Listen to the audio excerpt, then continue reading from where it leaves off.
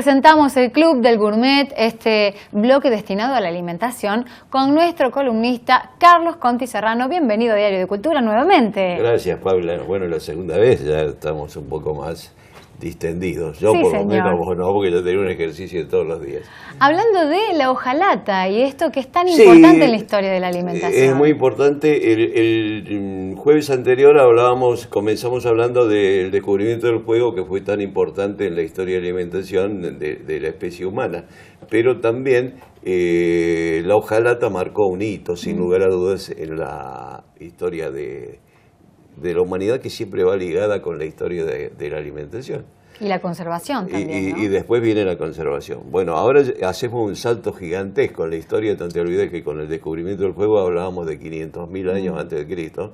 Ahora ya estamos hablando allá por el siglo XVIII, así que hacemos un salto enorme en el devenir de los tiempos.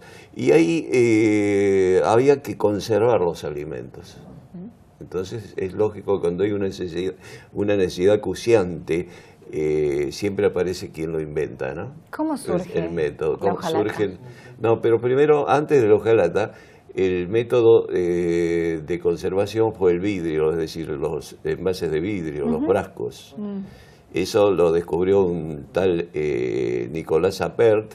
El método se llamó, por supuesto, apertización, que consistía en frascos grandes, mucho más grandes que lo que hay en las conservas ahora comunes en los supermercados, y se cerraba herméticamente. Cuando se empezó a cerrar incluso los vinos, se cerraba con cera se cerraban las botellas.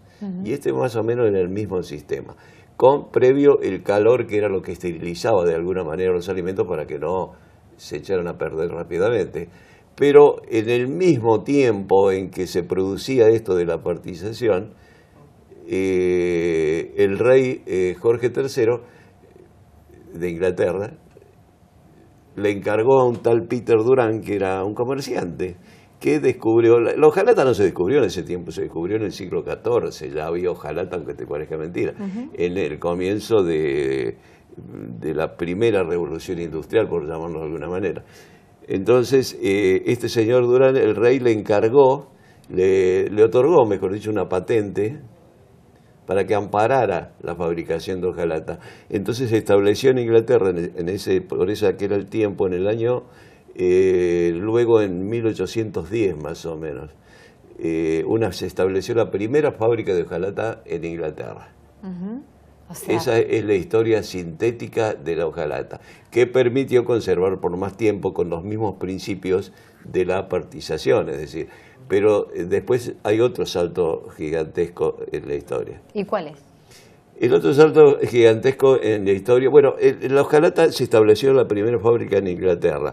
Tardó 12 años para que se estableciese la otra fábrica en los Estados Unidos, con fabricaciones mucho más a mayor escala. Industrial. Pero tuvieron que pasar 50 años luego para que Louis Pasteur diera también un salto enorme en la ciencia. No te olvides que Louis Pasteur fue el que descubrió la microbiología. Claro. Entonces, a partir de eso, con lo que se llamó la pasteurización, también que se utiliza aún en nuestros días. Es decir, claro, todo lo que estamos hablando de hace 200 años todavía se utiliza en nuestros días. Y vos vas a ver en los escaparates de cualquier almacén o supermercado que es todo envasado en vidrios, salvo los alimentos secos que pueden ser envasados de otra manera. Ahora también existe el envasado al vacío, pues eso ya es otro tema. Todas etapas de lo que es el intento de conservar el claro, alimento, ¿no? Porque es vital. Apertización. Después la hojalata. La hojalata. Pasteurización ya en estos días. La pasteurización es elemental ahora, desde la leche hasta cuántos alimentos que se utiliza el método de Louis Pasteur, ¿no? Uno habla de Louis Pasteur ahora y parece que fue ayer, pero ya no, hace 200 años, no es de tan 1860, no, 200 años no, fue el 1860, va a ser 150 años.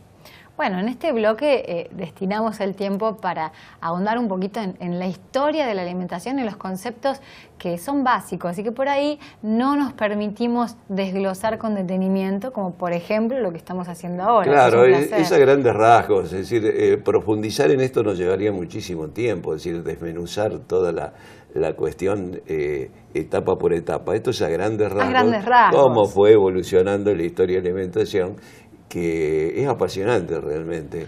Como siempre, te vuelvo a repetir, creadas las necesidades, siempre hay alguien que trabaja sobre ello, a veces científicamente, a veces por el ingenio total, parte del ingenio que es innato del ser humano, ¿no? Exactamente. Entonces, hecha la necesidad, se busca la solución. Y hablando de necesidad, si usted tiene necesidad de ahondar en estos conceptos, le recomendamos la página que dirige Carlos Conti Serrano, nuestro columnista, que tiene un montón de visitas. Sí, sí, por suerte sí.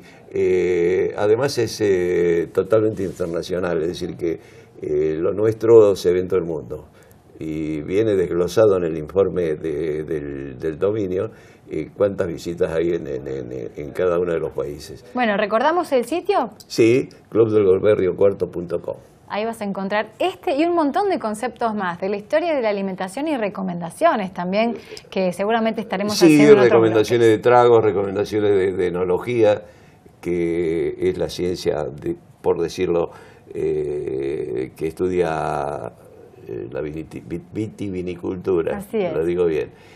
Y sí, muchísimas cosas que tienen que ver con el mundo de la alimentación, que es realmente muy interesante, además de saber cocinar. Lo que tiene de distinto todo este quehacer, que para cocinar hay muchísimos programas televisivos donde cocinan.